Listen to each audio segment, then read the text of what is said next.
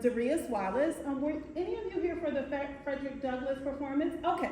So now you will see him in another lens as actually a parent of two autistic children. So without further ado, let's give our guest.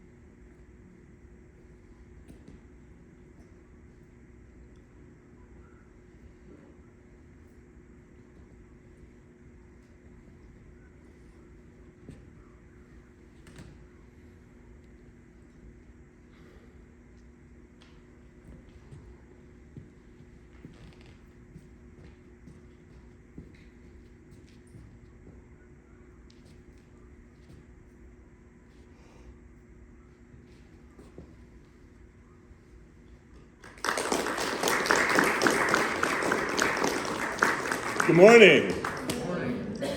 I am Darius Wallace, and I'm so glad to be back with you. And I was here, as Katrina said, performing Frederick Douglass, and now, of course, I'm here as myself.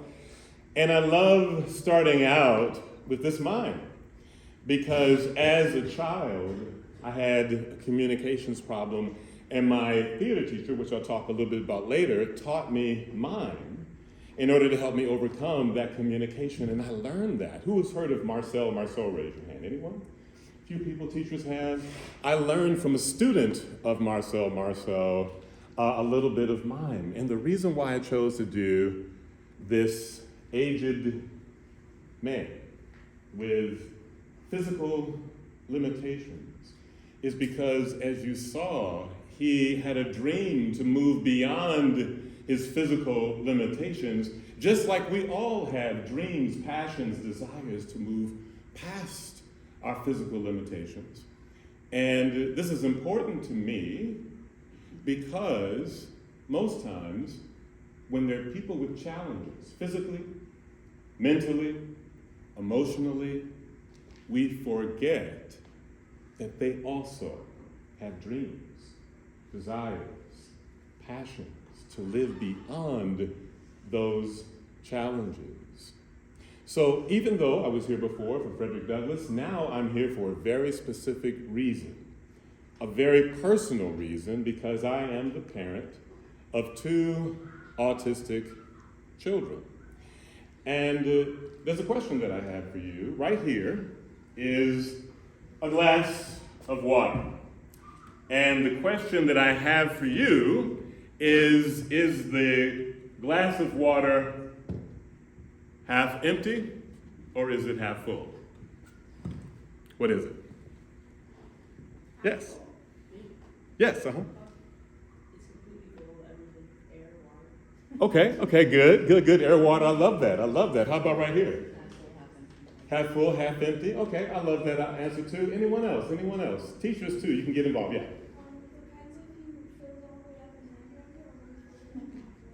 Beautiful, I love that. Depends on if you fill it up. Teachers, anybody? Glass half empty? Glass. Overflowing with air. Say it again? It's overflowing with air. Overflowing with air. I love these answers. Well, who's heard of the saying, glass half empty, glass half full? Oh, okay, great. It's symbolic, right? If you see it's really perception when you look at it. If you see the glass as half empty, it could be symbolic of how we see our challenges. It can be symbolic of how we see ourselves, but it can also be symbolic of how we see each other, depending on what those challenges are. Glass half empty could be that we see things as limited, lacking, without, headed towards being empty. And when we see ourselves or our challenges that way, a lot of times the emotions that come up are frustration, anger, jealousy, envy, because it's something that we believe we don't have that everyone else has. If we see it as half full, well, now it's open. We can see things as there's possibilities, there's potential, it's more positive, there are more options. And so with that, we're able to see things more in a positive light. Well, just imagine someone with challenges. Unfortunately, a lot of times the way that we see them is glass half empty in the way that we treat them. Those that are lacking, limited, struggling, and we begin to treat them as such. I was born in Flint, Michigan. Who's heard of Flint, Michigan? Raise your hand. And what do you know Flint mostly for? The water, the water issue. Well, I want you to know that Flint wasn't always like that. I was born way back in the 1900s. Anyone born in the 1900s? Don't raise your hand. You do not want the students to know that you were born back in the 1900s. But students, back in the 1900s, things were a lot different. We played 80% of the time outside. You all remember that? And mostly from what I understand from having my own kids, you all do a lot on your tablets and on your phones and games and things of that nature. But when I was your age, the tradition was we would come home, get out of our school clothes, get into our street clothes, hopefully do our homework, but then go out and play in the front yard, backyard, on the sidewalk, in the streets, hopscotch, jumping jacks, football, baseball, basketball. The street was full of kids. And down the street was a little boy named Gary. And Gary would always hear us playing, having fun. So Gary would jump onto his big wheel. Does anyone know what a big wheel is? Do they still exist? If you don't know it, Google it.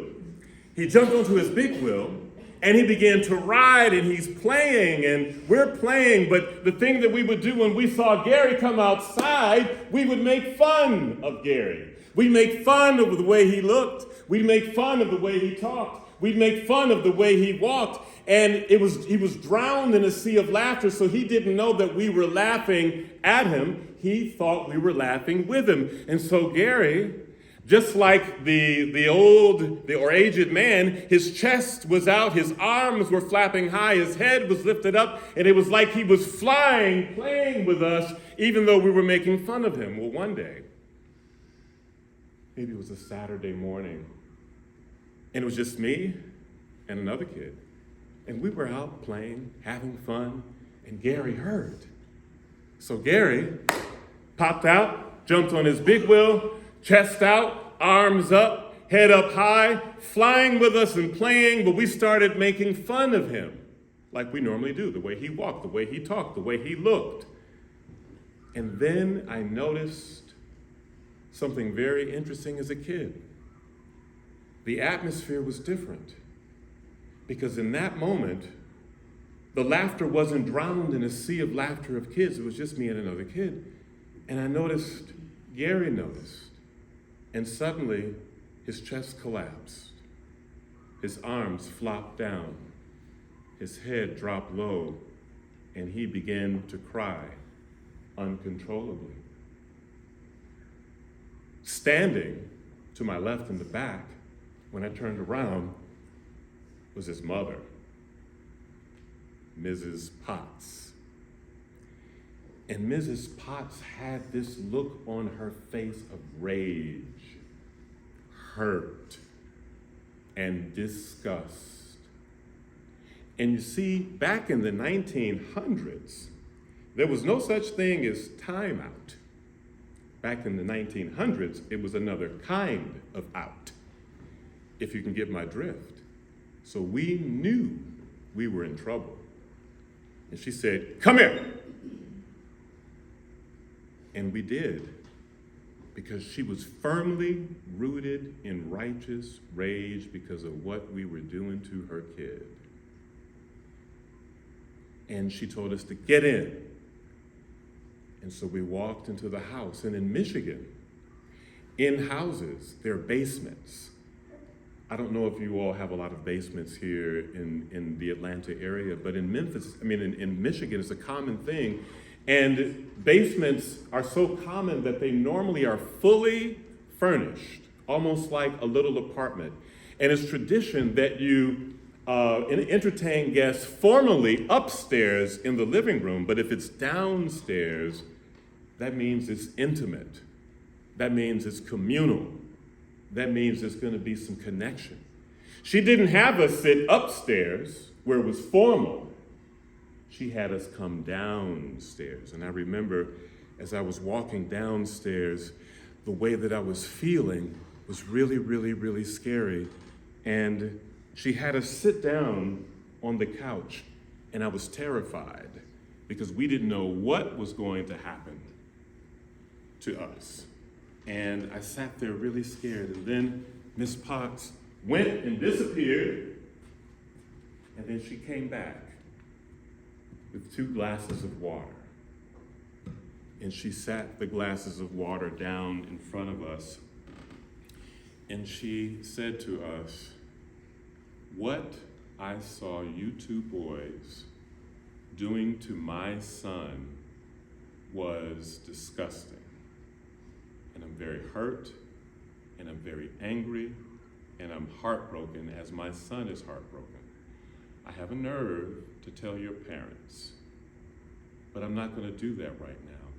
What I'm going to do is explain to you what's going on with my son. My son has Down syndrome. And it's the reason why he looks the way he do. It's the reason why he walks the way he do.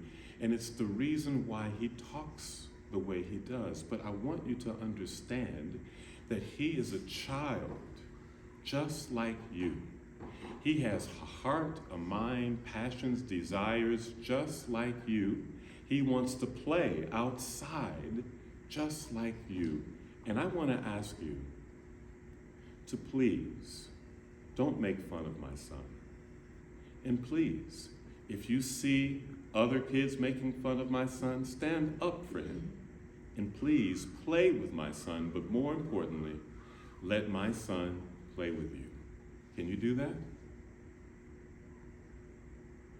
And I was really moved and felt so sorry. And I told Mrs. Potts, I'm so sorry, I didn't know, as my friend did. And we apologized, and she accepted our apology when we went to Gary, and we sincerely apologized to Gary. And guess what? Gary sincerely accepted our apology, and immediately after he accepted it, his chest popped out, his arms flew out, his head was up high, and he began to play, and he jumped on his big wheel, and we jumped on our bikes, and we began to play, and eventually the whole street followed. No one made fun of Gary anymore. As a matter of fact, whenever someone tried to, we'd stand up for him, but guess what? Whenever someone would try to make fun of us, Gary would stand up for us.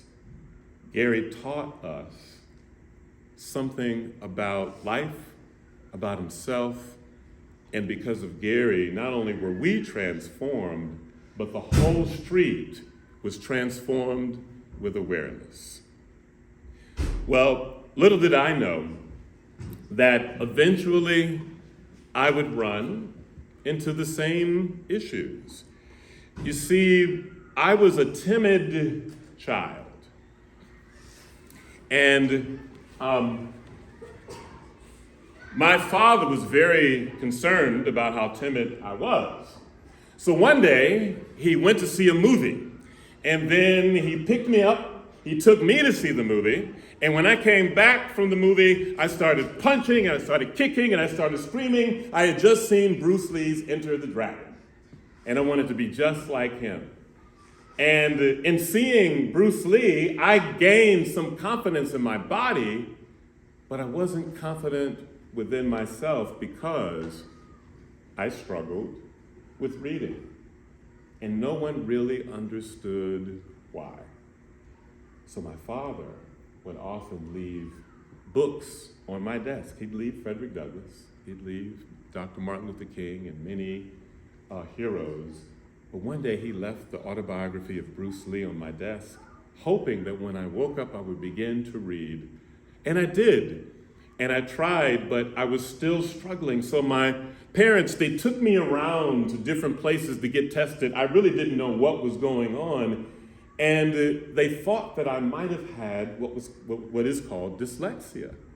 But they discovered, and that's when you reverse words, but they discovered that wasn't it. They wanted to put me in what was called at that time special ed or special education, but they didn't want me to be seen as glass half empty. So they didn't put me in. And so I continued to struggle. But my father would teach me about my imagination. And he would teach me that whatever I can imagine in my mind, I could make it happen in my life. He would say, whatever the mind of a person can conceive and believe, he can also achieve. So I began to use my imagination also, and I think it was the beginning of me getting into my creativity. Everything that you all see, as a matter of fact, in this room, including this set, at one time it didn't exist. But it did exist in someone's imagination, and they manifested it. So my father taught me that. Well, I was failing my 5th grade English class, but the teacher gave an assignment. And in that assignment, it was said that we had to write a series of stories, and everyone was hoping it would lift up my grade from failing. So I decided to write these stories about my imagination and attach it to my dreams. And my mother was blown away at what she saw and what she was reading. She had to help me. She was an English teacher, but she was excited to turn it in. But unfortunately, I was still failing. And my mother didn't understand. So my mother, being very angry, went up to the school, went to Miss Fossler, who was a 5th grade teacher, and wondered, why in the world am I still failing? She knew that these stories were really, really good. And Miss Fossler, who saw me as glass half empty, said, I just don't know what to say. He's not really getting his work. He's not fully getting it. He's not fully understanding what's going on. As a matter of fact, I think that sometimes he's nuttier than a fruitcake. Now, as corny as that sounds, it hit deep within me. And then she said, the other students are understanding the assignments, and the other students have been writing these great stories. As a matter of fact, there's this one kid who was writing these stories about his imagination and how they were attached to his dreams. And my mother said, that's my son. And Mrs. Foster says, that couldn't be. My mother says, no, I helped him with that. That's my son. And so she then went to get the assignments and the papers, and she looked to see if my name was there, and sure enough, my name was there. And she was taken back. She apologized. But in that moment, in that instant, I believed I was stupid, dumb, was never going to really get it or understand. Because even as I was achieving, I was still perceived as glass half empty. And this went on until I was 13 years old. Who's 13 here?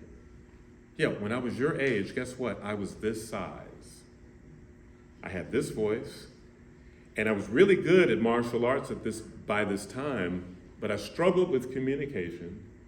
I was still struggling in school, and so the way that I communicated was with my fists. And I got involved. But then I got in trouble. And the middle school vice principal pulled me into the office, and he says, look, I'm going to give you an ultimatum. You're either going to do what I know you love to do, which is theater, or you're going to go to jail or juvenile home, or I'm going to tell your daddy. Now, let me be clear. You can send me to jail, you can send me to juvenile home, but don't tell my daddy. Well, I fortunately made the decision to go into theater instead. But I was flunking 8th graders, my 8th grade theater class, because every time I stood up in front of people, I would always forget all my lines because of how insecure I was with myself. See, I was telling myself every day I was glass half empty. So I was afraid to speak. I was afraid to say anything. But my teacher, she gave me one line in a play, and she kept working with me, and all I remember is the night of the performance. It was time for me to speak, and I allowed for the line to fill the theater, and everybody was shocked. But in the theater was my high school theater teacher, who saw me as glass half full. And he said, you have a great presence and a great voice. I want you to be a part of the theater department. And I did. And I started to get leading roles. And I went on to a place similar to a school like this called Interlochen Arts Academy. It's a school just like this, except for it's a boarding school. But even though I was achieving as an actor, I was achieving as a martial artist, I still had issues with how I saw myself. And I was failing my geometry class. And so every time I couldn't do the assignment, I would slam my book down, I would walk to the door, I would open it up really wide, and then I would slam the door shut. And I did this over and over and over again. And Mr. Murdoch was fed up. But he was fed up more like Mrs. Potts. He was disgusted, he was hurt, he was full of rage, and he could have gotten me into a lot of trouble, maybe even eventually kicked out of the school because it was very strict. But instead, Mr. Murdoch came to me and asked a very magical question, which is, what's wrong? And I told him, I said, I can't do it. I don't understand. I can't do it. And he says, listen, first of all, I believe you can do it. He says, I just want you to do me one favor. Will you do that? Just do me one favor. Can you do this? Can you please repeat the sentences again and take the word don't out and take the T off the word can't? I said, what? What do you want me to do? He says, listen, just do me a favor. Just say the same sentence again and take the word don't out and take the T off the word can't.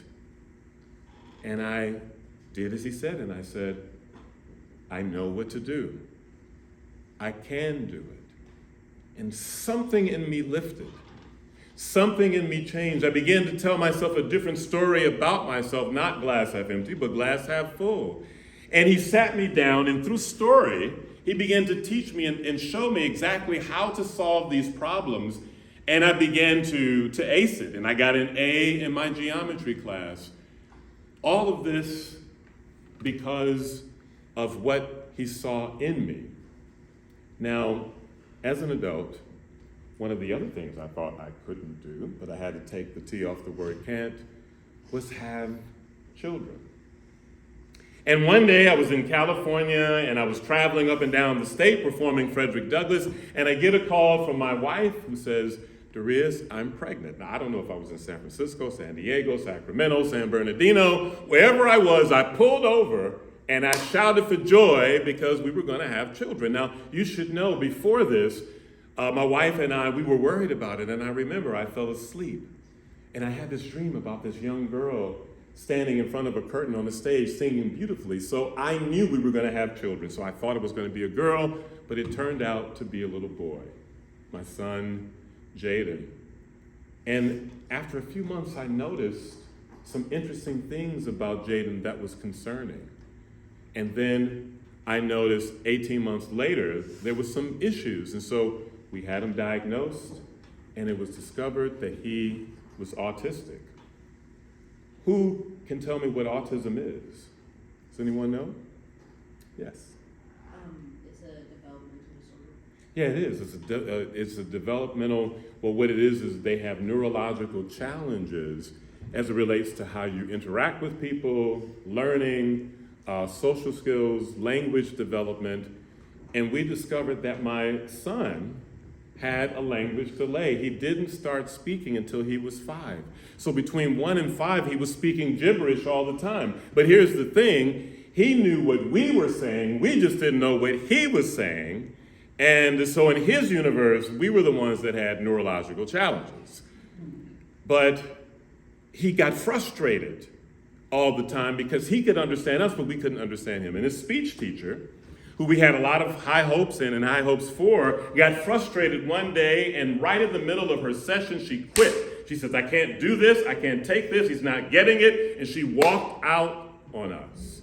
Because she saw my son as glass half empty, and my son was aware of her leaving abruptly, and his chest collapsed, and his arms flopped down, and his head went down. But we continued to see him as he was. We knew that there was potential, there was possibilities. Then we entered him into this camp. Now, of the teachers in the building, how many helicopter parents do we have in the building? Raise your hand. Don't do it. Don't let people know that you're a helicopter parent. I'm a helicopter parent. We both were. And how we got it into us to put our 5-year-old son, who had language development, in a summer camp, K through 12, hundreds of kids, I don't know. I'm not quite sure why we did it, but we did it. Glad we did. Because my son would come out, his chest was puffed up, his arms were out, his head was up high, he was flying and playing, coming home confidently. And then one day, while I was waking up from a sleep, and the light was coming through the window, and I was thinking to myself, what am I going to do today? And before I knew it, I heard tap, tap, tap. Daddy? Yes, Jaden? Can I watch TV? Had to look over at my wife, make sure she wasn't listening. Sure, Jaden.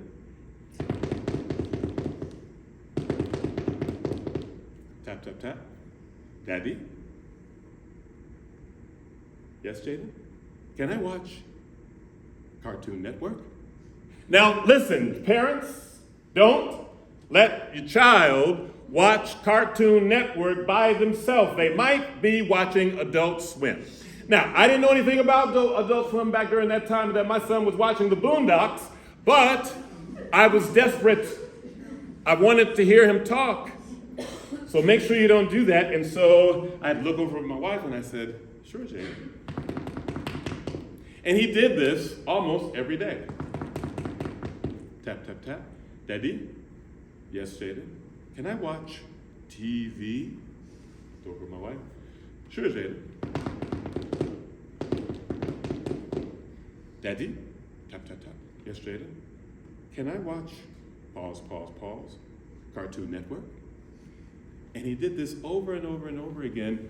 But what we discovered is that he was not only learning language, watching animation, something that would pay off later, he was learning a phenomenal way to tell stories. He was watching, SpongeBob, and he was watching some of the other cartoons. He was watching the Star Wars animation, but he was also watching Dragon Ball. Absolutely.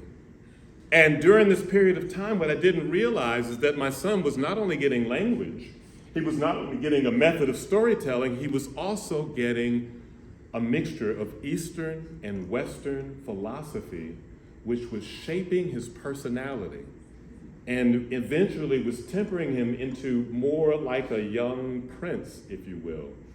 My son went on to become a speaker.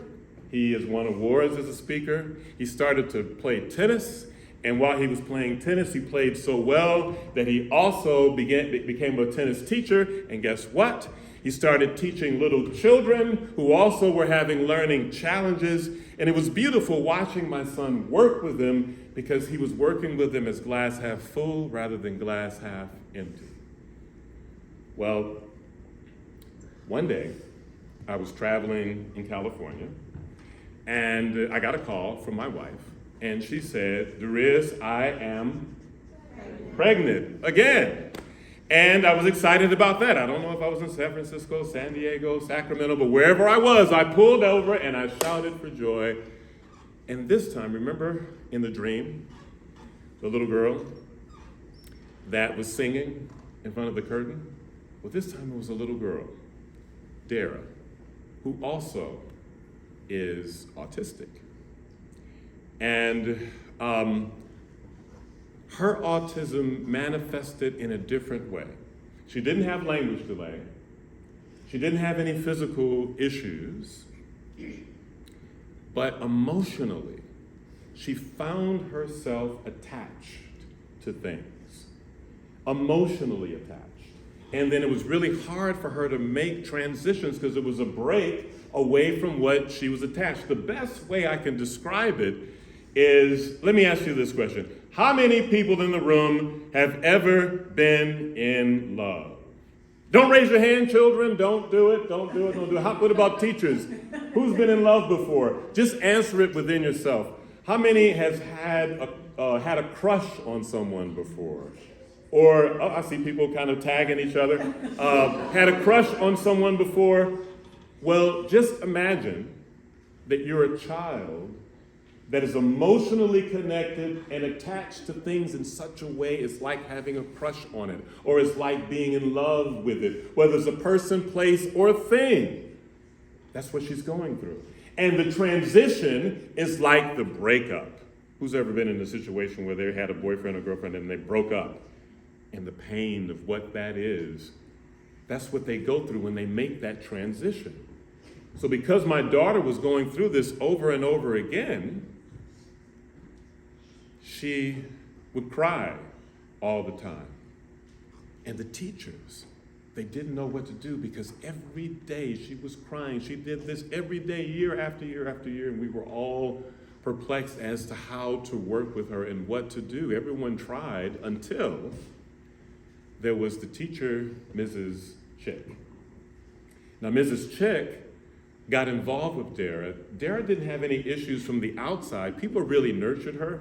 She really just saw herself as empty and was telling herself this over and over again. But Mrs. Chick saw her as full, and she had a way of pouring into Dara in the most phenomenal way. You see, Mrs. Chick was named Teacher of the Year in the state of Tennessee. Everybody wanted to be in the classroom with Mrs. Chick, and she had a way of working with Dara in such a way that not only was she a glass half full of water, she also was the water able to overflow and well up in her being, so much to the point that Dara began to excel. She began to really fly. She gained a ton of confidence, and one day my wife walked into the house, and she heard what she thought was the radio. And she says, I wonder, that sounds really good. And she went over and heard the singing, and she wondered what's on the radio. And she opened up, and it was my daughter singing beautifully. And we discovered with her that her beautiful voice was such that she had perfect pitch. And she went on to Interlochen summer camp and then went to the Interlochen Arts Academy, which once again is a school just like this. It's just a boarding school for the arts. But here's the issue. She got accepted right before COVID. And what COVID did to her, if you can imagine, COVID sort of ripped her apart from everything she was in love with, ripped her apart from everything she was attached to, and before she knew it, because of the isolation, it almost seemed to rewrite her story and bring her all the way back to how she was in the second grade. And she cried all the time, and she was heartbroken all the time. And I think it may have been a mistake, I don't know. We still sent her to Interlochen, and yes, she struggled really hard, and none of the teachers knew what to do. It was one of the most painful things as a parent to witness. But then, like Miss Chick, Dara ran into Gulch, who was the theater teacher there. And Gulch was more like a drill sergeant theater teacher. She was very hardcore. All the students were afraid to be in her class except for Dara. Because even though she was hardcore, she still had that affirmation. She affirmed Dara. She saw her as glass half full. She saw she was full of potential, full of gifts, full of intelligence, full of talents. And she got into her in such a way that Dara began to lift up, and Dara found herself, retold her story within herself, and now she's doing really well. And I should say my son is going to be going to SCAD in the fall. My daughter hasn't gotten to a college yet, but she's starting to excel and starting to come back to herself because of how people saw her. And so we had one more child, Violet. She wasn't diagnosed with autism, but she gained the benefits of what Jaden and Dara taught us as parents in how to be empathetic and in how to affirm them and how to see them as glass half full. Violet was independent. She's very independent. As a matter of fact, at 17 months years old, I took her to go to the potty. And I figured she had been potty trained, but I thought she was still using the potty. So I took her to the potty, and she says, I can do it, Daddy. And she went over to the commode, the adult one. She climbed on top. She sat down. She uses the restroom. She wiped herself. She reached back. She flushed the toilet. She walked over to the sink. She climbed up on the sink. She balanced herself on her belly. She turned on the water. She grabbed the soap. She washed her hands, put the soap back, turned the water off, switched on her belly, dried her hands off, climbed down off of the counter, and walked out of the bathroom, leaving me contemplating the universe. So she benefited greatly from all the things that we had learned from Jaden and Dara, and now she's going through a very ordinary thing. How many 14-year-old girls are in here?